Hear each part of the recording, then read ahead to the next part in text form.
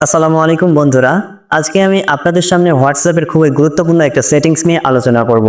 আপনারা তো সকলেই জানেন আমরা হোয়াটসঅ্যাপে যখন কাউকে ছবি পাঠাই তখন আমরা যাকে ছবিটা পাঠাই সে কিন্তু যতবার খুশি ততবারই কিন্তু ওই ছবিটাকে দেখতে পারে। কিন্তু আজকে আমি আপনাদেরকে দেখাবো আপনারা জাস্ট একটা সেটিংস করে যদি কাউকে হোয়াটসঅ্যাপে ছবি পাঠান তাহলে সে একবারের বেশি ওই ছবিটাকে দেখতে পারবে না। মানে সে শুধুমাত্র একবার ওই ছবিটাকে দেখতে পারবে আর দ্বিতীয়বার ওই ছবিটাকে দেখতে পারবে না। এবং এখানে আরো মজার বিষয় হচ্ছে আপনি হোয়াটসঅ্যাপে যাকে ছবিটা পাঠাবেন সে চাইলেও ওই ছবিটাকে সেভ করতে পারবে না। এবং এখানে যদি সে ছবিটাকে স্ক্রিনশট নিয়ে রাখতে চায় সেটাও কিন্তু পারবে না। কি অবাক লাগতেছে? অবাক হওয়ার কোনো কিছু নেই। আপনি কিভাবে করতে পারবেন এই সম্পূর্ণ প্রসেসটা দেখাবো আমার আজকের এই ভিডিওতে। তো ভিডিওটি শুরু করার আগে আপনি যদি আমার এই রাফেল ইসলাম টেক গাইড চ্যানেলে নতুন হয়ে থাকেন অবশ্যই চ্যানেলটিকে সাবস্ক্রাইব করে দিবেন। তো চলুন কথা না বাড়িয়ে ভিডিওটিকে শুরু করা যাক। তো সবার প্রথমে আপনি কি করবেন, আপনার ফোনের হোয়াটসঅ্যাপটিকে ওপেন করে নেবেন।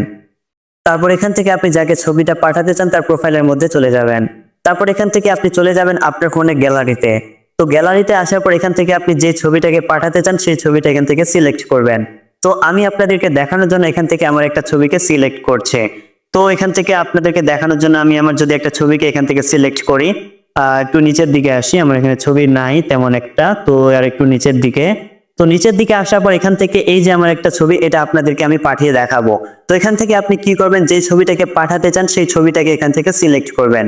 এখান থেকে ছবিটাকে সিলেক্ট করার পর আপনি এখান থেকে নিচের দিকে একটা অপশন পেয়ে যাবেন। এই যে একটা অপশন দেখতে পাচ্ছেন ওয়ান, ওয়ান দিয়ে আপনি কিন্তু এরকম একটা অপশন দেখতে পারবেন।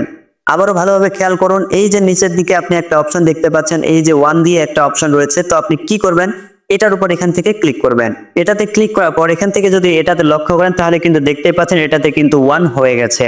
তো এটাতে ওয়ান হয়ে গেলে আপনি তারপর কি করবেন, এখান থেকে সিম্পলি এখান থেকে ছবিটাকে এই যে সেন্ড করে দিবেন।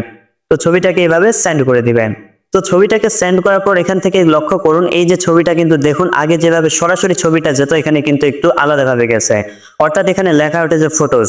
তো আপনি যাকে ছবিটা সেন্ড করেছেন সে কি করবে, তার কাছেও কিন্তু এরকম ভাবে ফটো দেখা যাবে।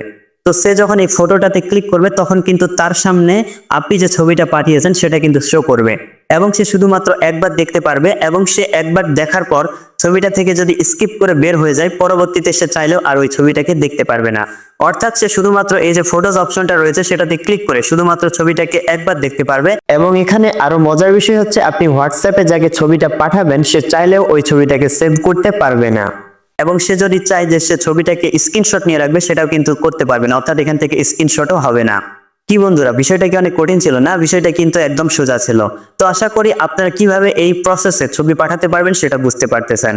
তো ভিডিওটি যদি ভালো লাগে অবশ্যই আমার এই রাফেল ইসলাম টেক গাইড চ্যানেলটিকে সাবস্ক্রাইব করে পাশে থাকা বেল আইকন বাটনটিতে ক্লিক করে অল করে দিবেন।